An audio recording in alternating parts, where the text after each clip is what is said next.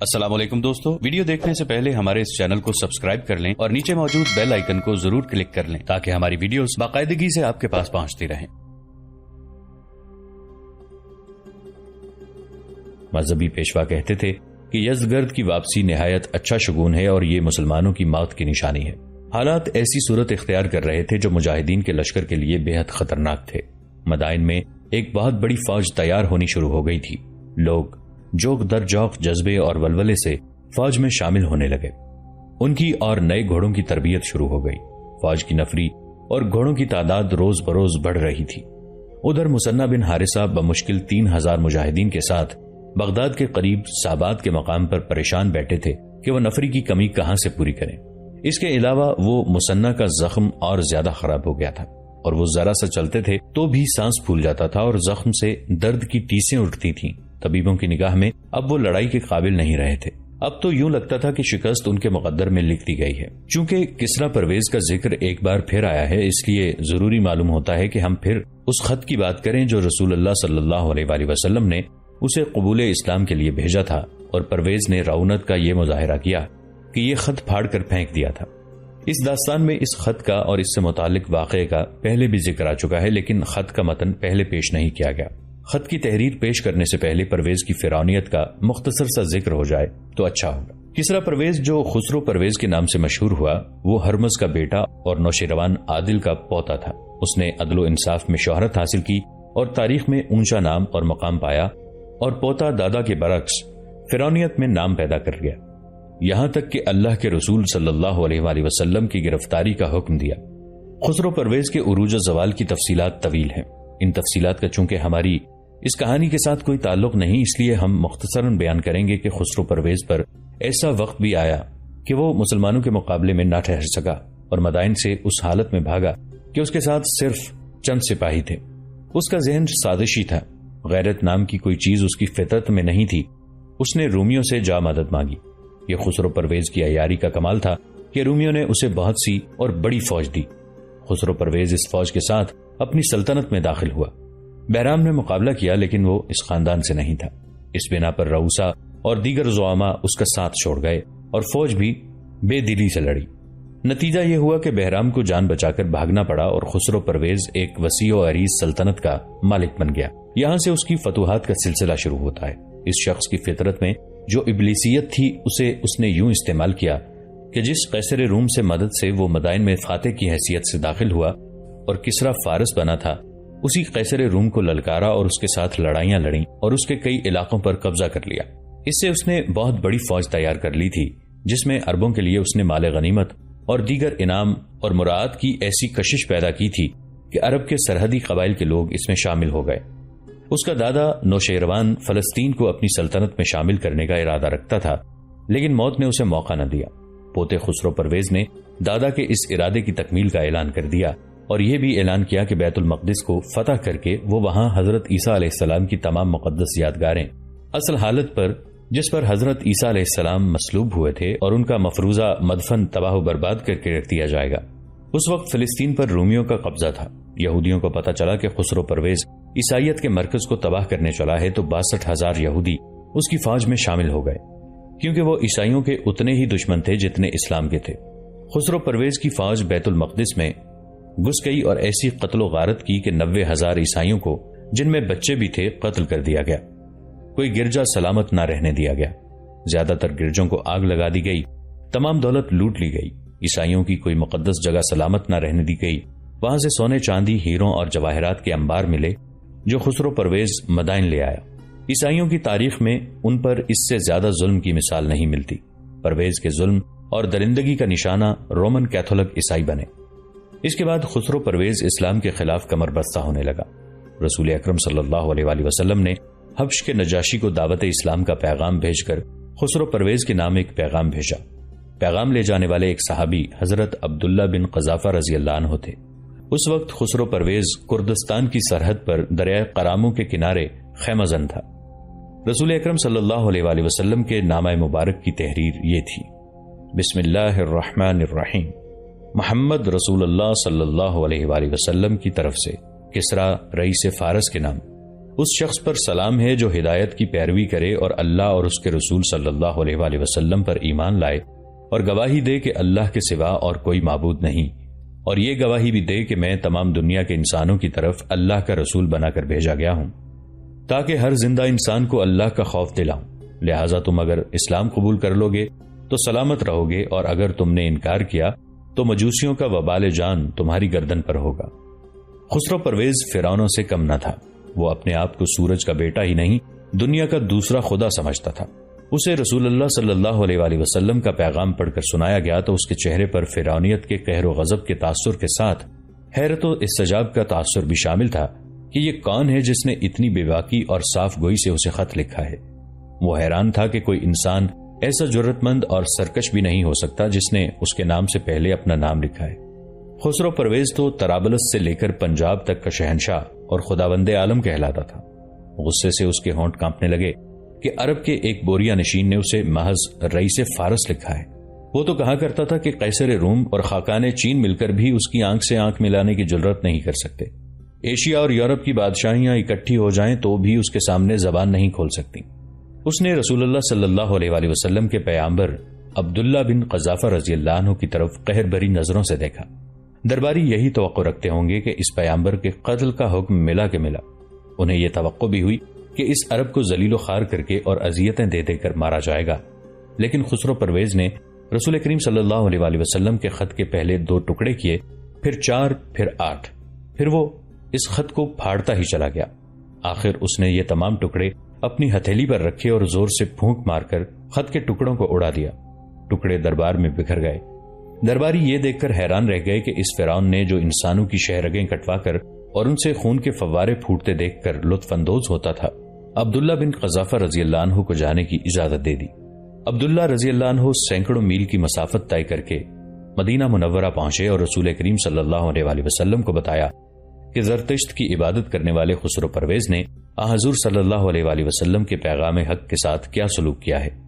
یہ پہلے بیان ہو چکا ہے کہ رسول اللہ صلی اللہ علیہ وآلہ وسلم نے فرمایا کہ فارس کی سلطنت اسی طرح ٹکڑے ٹکڑے ہو کر بکھر جائے گی۔ عبداللہ بن قذافہ رضی اللہ عنہ کو خسرو پرویز نے زندہ واپس جانے کی اجازت دے کر سب کو حیران کر دیا تھا، لیکن اس نے عبداللہ بن قذافہ رضی اللہ عنہ کے رخصت ہونے کے بعد ایک حکم دے کر سب کی حیرت رفع کر دی۔ اس نے حکم یہ دیا کہ یمن کے گورنر تک میرا حکم تیز رفتار قاصد کو بھیج کر پہنچا دیا جائے کہ مدینہ کے محمد صلی اللہ علیہ وآلہ وسلم کو گرفتار کر کے میرے دربار میں پیش کریں کہ میرے اس غلام نے اتنی بڑی جسارت کی ہے، میں اسے عبرتناک سزا دوں گا۔ یمن کا گورنر ایک فارسی بازان تھا۔ اس تک قاصد حکم لے کر پہنچا تو بازان نے اپنا قاصد مدینہ رسول کریم صلی اللہ علیہ وآلہ وسلم کے پاس اس پیغام کے ساتھ بھیجا کہ حضور صلی اللہ علیہ وآلہ وسلم گرفتاری پیش کریں تاکہ خسرو پرویز کے حکم کے مطابق آپ صلی اللہ علیہ وآلہ وسلم کو مدائن بھیجا جائے۔ رسول اللہ صلی اللہ علیہ وآلہ وسلم یہ حکم سن کر مسکرائے اور قاصد سے فرمایا، امیر یمن بازان اور کسرا سے کہنا کہ اسلام مجھ سے پہلے مدائن پہنچ جائے گا۔ خسرو پرویز کی فرعونیت کی صرف ایک مثال کافی ہوگی۔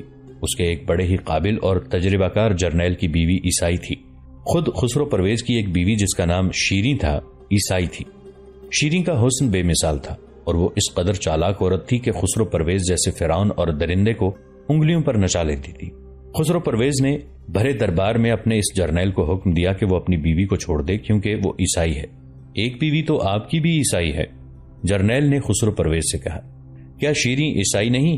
آپ اسے کیوں نہیں چھوڑ دیتے؟ یہیں اور اسی وقت اس کی کھال اتار لی جائے۔ خسرو پرویز نے حکم دیا۔ جرنیل کو جکڑ کر دربار میں ہی اس کے کپڑے پھاڑ دیے گئے اور دربار میں زندہ کی کھال اتار کر ہلاک کر دیا گیا۔ یہاں خسرو پرویز کی شہنشاہیت، طاقت اور سطوت کی ایک جھلک دکھانا ضروری معلوم ہوتا ہے۔ وہ اپنے آپ کو دنیا کا دوسرا خدا نہ کہتا تو کیوں نہ کہتا؟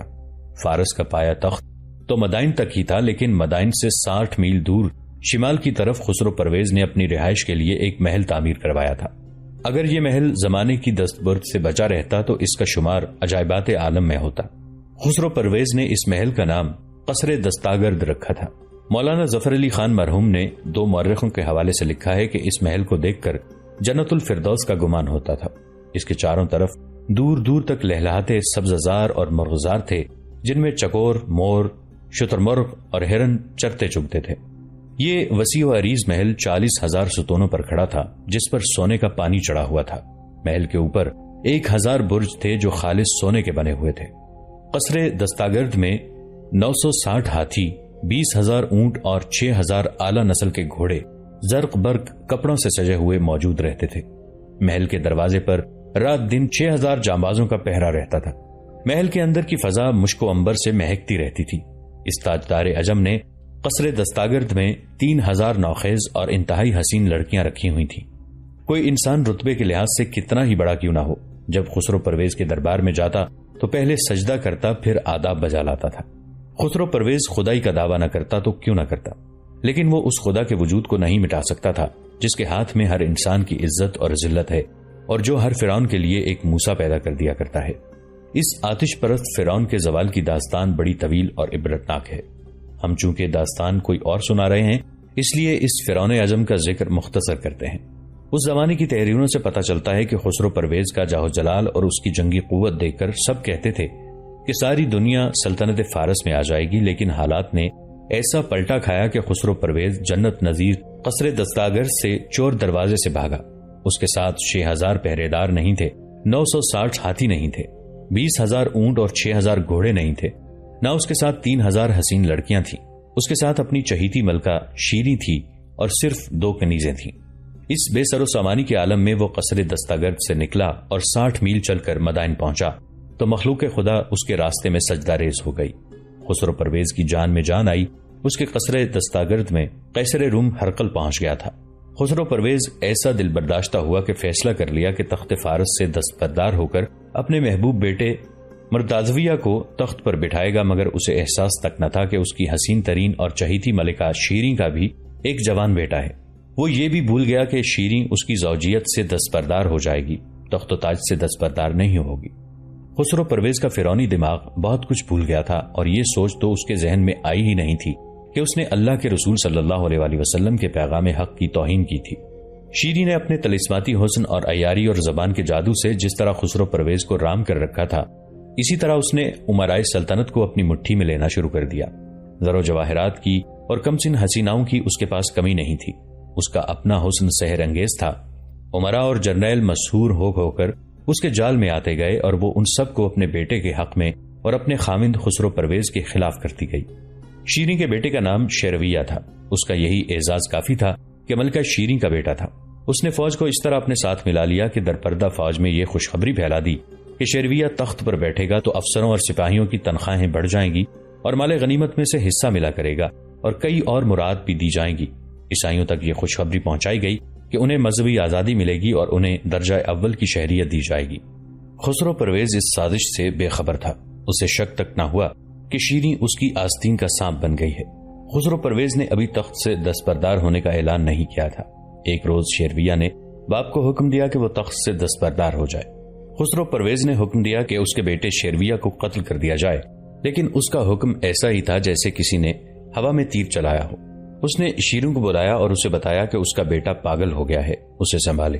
یہ میرے بس میں نہیں تاجدار، شیریں نے عجب سے تبسم سے کہا۔ اسے فوج بھی نہیں مار سکتی۔ اس نے خسرو پرویز کے کان میں کہا، اس تخت پر میرا بیٹا بیٹھے گا، جرنیلوں کو حکم دے کر دیکھ لو، سب میرے بیٹے کے وفادار ہیں۔ خسرو پرویز غصے سے اٹھا اور جرنیلوں اور امراء کو طلب کر کے انہیں شیریں اور شیرویہ کے خلاف کئی ظالمانہ حکم دیے، لیکن امراء اور جرنیلوں کا رویہ بالکل سرد رہا۔ خسرو پرویز پر یہ ہیبت ناک انکشاف ہوا کہ معدود چند آدمی اس کے ساتھ ہیں جو ایک مورخ کے الفاظ میں آٹے میں نمک کے برابر تھے۔ اسے مشورہ دیا گیا کہ وہ مدائن سے نکل جائے۔ میں رومیوں سے صلح کر کے اپنے اس بیٹے کو سرکشی کی سزا دوں گا، خسرو پرویز نے کہا۔ شیریں کو فریب کاری کی سزا دوں گا۔ شیرویہ اور شیریں کے کانوں تک یہ الفاظ پہنچے تو شیرویہ محافظ دستے کے گھوڑ سواروں کو ساتھ لے کر اپنے باپ کے پاس گیا۔ باپ کو کچھ دیر پہلے اطلاع مل گئی تھی کہ اس کا بیٹا کس ارادے سے اس کے پاس آ رہا ہے۔ خسرو پرویز بھاگ نکلا، لیکن شہر سے نہ نکل سکا۔ ایک غریب سے آدمی کی جھونپڑی میں جا چھپا۔ رسول اکرم صلی اللہ علیہ وآلہ وسلم کو حکم دینے والا اور جنت الفردوس جیسے قصر دستاگرد میں رہنے والا اور اپنے آپ کو خدا کہنے والا ایک تنگ و تاریک اور غلیظ کوٹھڑی میں اس طرح چھپا کہ اس کے اوپر بدبودار چیتھڑے اور گھاس ڈال دی گئی۔ گھڑ سوار فوجیوں نے سارے شہر میں گھوم کر اعلان کیا کہ خسرو پرویز جس گھر سے برآمد ہوگا اس گھر کو آگ لگا دی جائے گی اور گھر کے بچے سے بوڑھے تک کو زندہ جلا دیا جائے گا۔ اس حکم کے بعد کس میں اتنی ہمت تھی کہ خسرو پرویز کو اپنے گھر میں چھپائے رکھتا؟ ایک غریب ایک گھڑ سوار کے پاس آیا اور منہ سے کچھ کہنے کی بجائے اپنی جھونپڑی کی طرف اشارہ کیا۔ سپاہی جھونپڑے میں گئے اور فارس کے فرعون کو چیتڑوں اور گھاس کے نیچے سے نکال کر باہر نکال لائے اور اسے محل میں لے جا کر شیرویہ کے سامنے جا کھڑا کیا۔ اسے زنجیروں میں باندھ کر میدان میں لے چلو، شیرویہ نے حکم دیا۔ اس کے تمام بیٹوں کو بھی وہاں پہ لاؤ۔ حکم کی تعمیل ہوئی۔ خسرو پرویز کو زنجیروں میں باندھ کر محل کے قریب ایک میدان میں لے گئے۔ اس کے بیٹوں کو ایک ایک کر کے میدان میں لایا جانے لگا۔ یہ سب شیرویہ کے بھائی تھے جو مختلف بیویوں میں سے تھے۔ ان کی تعداد شیرویہ کو ملا کر 19 تھی۔ جب تمام بیٹوں کو لا چکے تو شیرویہ نے انہیں گنا۔ تعداد 18 ہونی چاہیے تھی، لیکن ایک کم تھا۔ ایک کم ہے، شیرویہ نے کہا۔ ان میں یزدگرد نہیں ہے، اسے بھی لاؤ۔ بہت سے لوگوں نے محل کا کونا کونا دیکھ لیا۔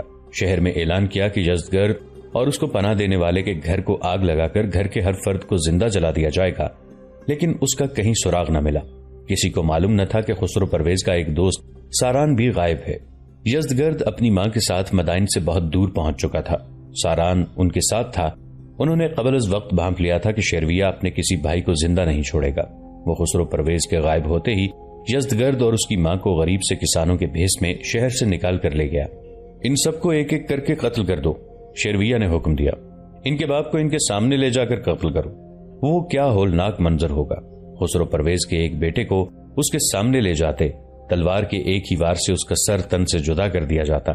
ان میں کم سن بچے بھی تھے، نو عمر اور نوجوان بھی تھے، اور ان میں وہ نوجوان مروازویہ بھی تھا جسے خسرو پرویز اپنی جگہ تخت نشین کرنا چاہتا تھا۔ اسے وہ اپنا سب سے پیارا بیٹا سمجھتا تھا۔ بھائیوں میں سب سے بڑا شیرویہ تھا۔ ان کی مائیں کھڑی چیخ چلا رہی تھیں۔ ان میں سے جس کے بیٹے کو آگے لے جاتے اس کی ماں بین کرتی آگے کو دوڑ پڑتی۔ فوجی اسے دھکے دیتے اور گھسیٹتے دور جا پھینکتے۔ شیریں محل کے اندر کھڑی یہ ساری کارروائی دیکھ رہی تھی۔ وہ واحد ماں تھی جس کے چہرے پر سکون اور اطمینان تھا۔ شیرویہ نے اپنے 17 بھائیوں کو قتل کرا دیا اور اپنے باپ کے متعلق حکم دیا کہ اسے قید خانے میں سب سے زیادہ تنگ و تاریک اور گندی کوٹھڑی میں بند کر دیا جائے۔ خسرو پرویز نے اپنے بیٹے سے استدعا کی کہ اسے آزاد کر دیا جائے تو وہ سلطنت سے نکل جائے گا، لیکن بیٹے کے دل میں رحم پیدا نہ ہو سکا۔